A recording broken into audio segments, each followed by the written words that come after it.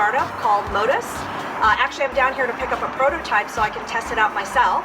I thought it would be nice for us to go in and chat with him a little bit about his product as well. Let's go. Hey, John. How's it going? Good. How are you? Welcome. Come on in. Yeah.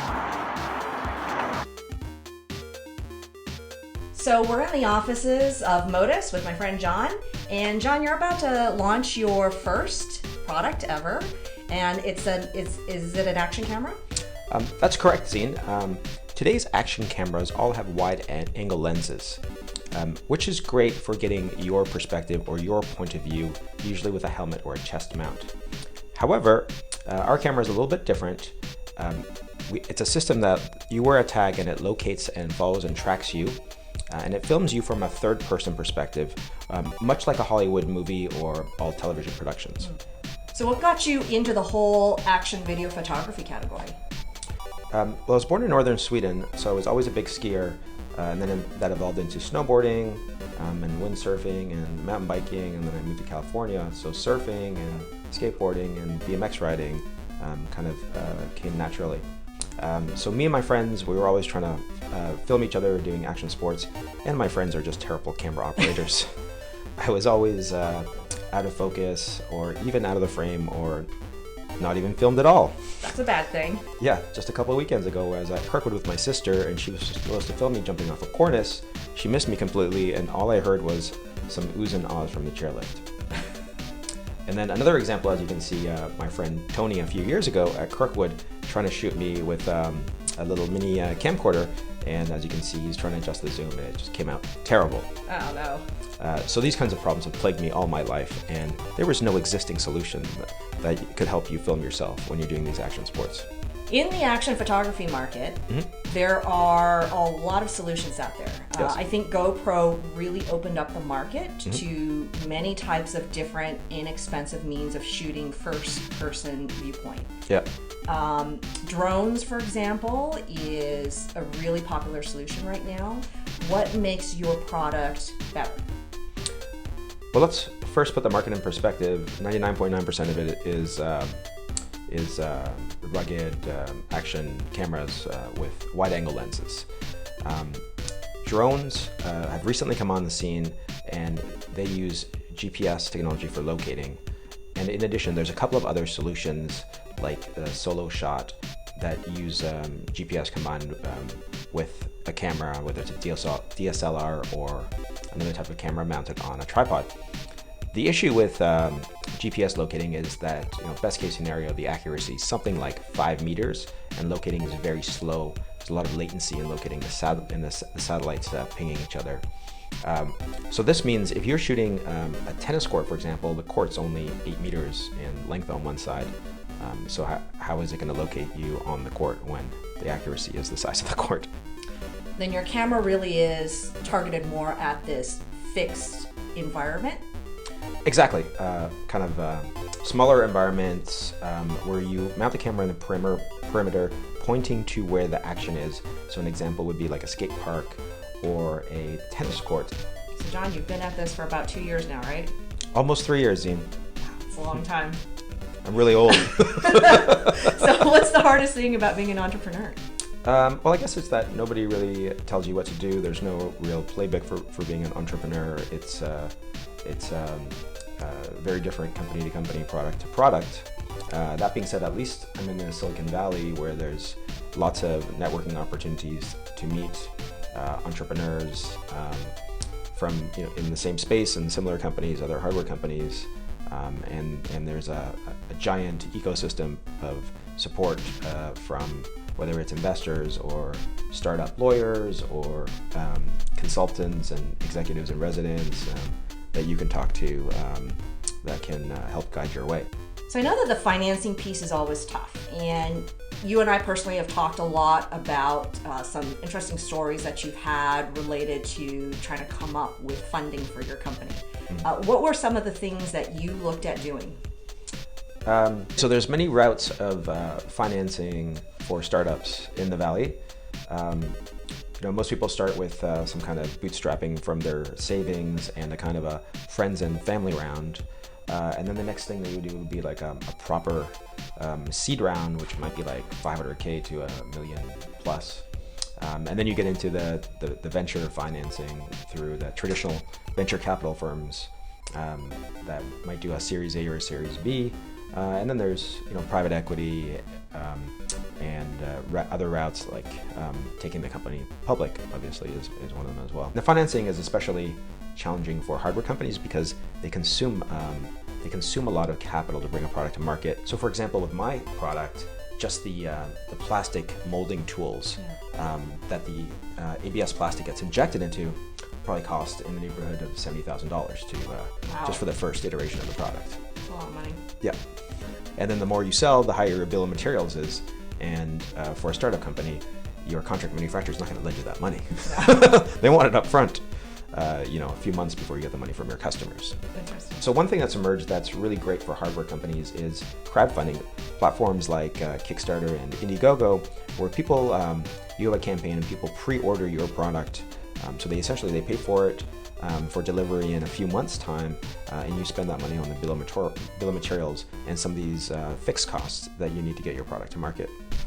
We've talked before in the past about pitch events. Those sound really interesting. Can you tell me a little bit more about them? Sure. So a pitch event is an event where there's an audience and then there's a panel, and you get up in front of the audience and the panel and you pitch your company.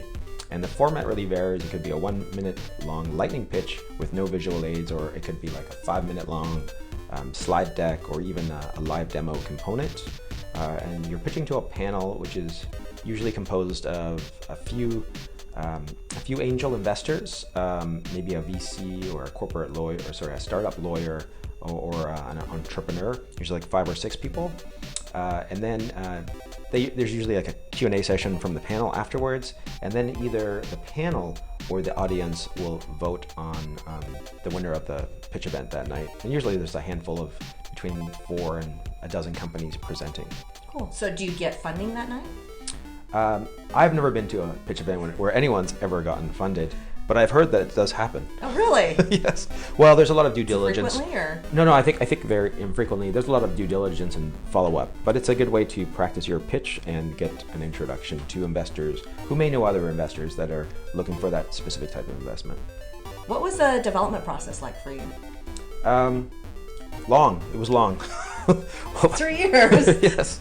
Well, first, I knew what I wanted to do, and I started researching the different technologies available to do this.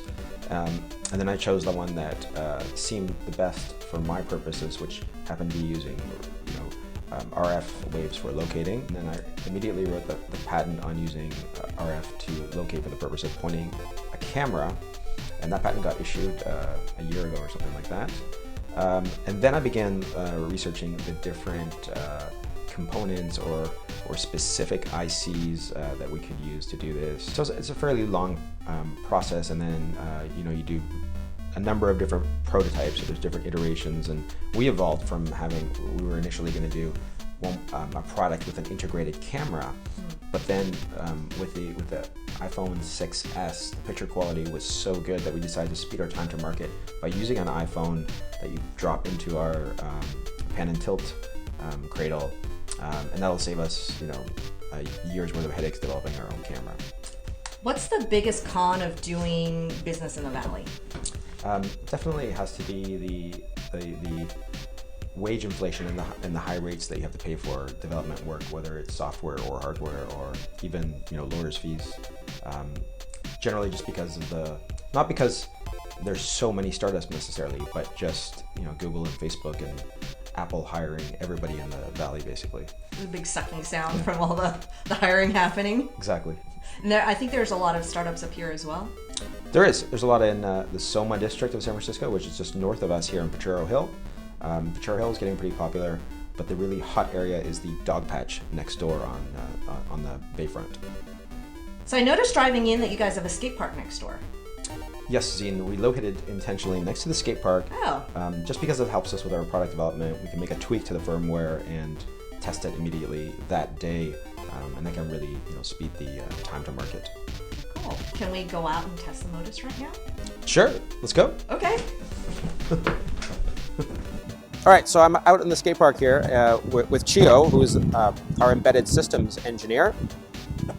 And Chio's going to talk about the system in a little bit more detail, but there's really 3 components to it. Here's the camera module, which is essentially a pan and tilt platform. And the iPhone goes into this clamp, which we'll show you later. This is the anchor.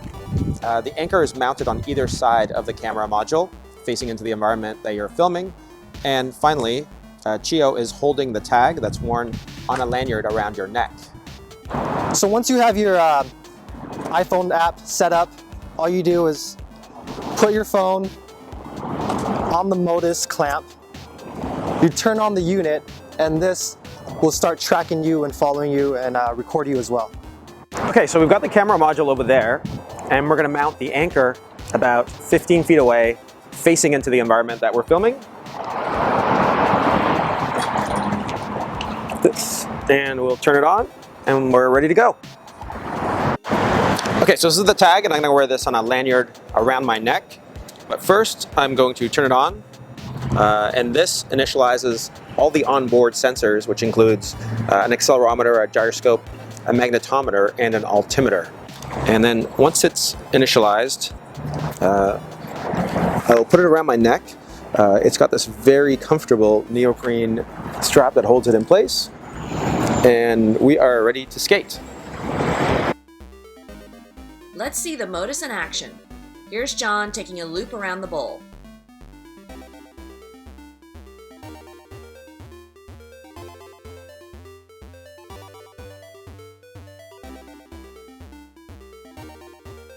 The pan and tilt platform easily tracks his movements and outputs a perfect video. The Motus Smart app overlays some statistics in the upper right that can be used for tracking sports training.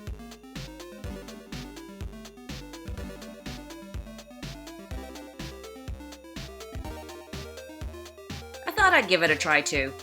Yeah, I'm a bit of a noob. That was a really cool demo. Thanks. Yeah, and you were showing me a little bit the iPhone app. So it's a smart app, right? Yes. What are some of its capabilities? Well, the smart features are, the tag has these sensors in it, and it sends back data live to the iPhone, like your spin rate from the gyroscope and your G-force or acceleration from the accelerometer. Plus, we locate you, obviously, so we know where you are, so we can calculate your velocity.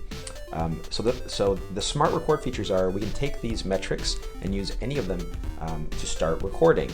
The simplest thing that we do that's really useful is only record me if I'm moving. So we make a rule like activate record when I'm moving faster than 6 miles an hour.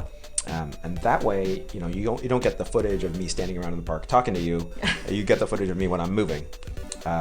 So as a result, you get better footage and less of it, and that means less time spent editing. And you know what that's all about. Oh, absolutely. I love editing less. Any parting words for wannabe entrepreneurs?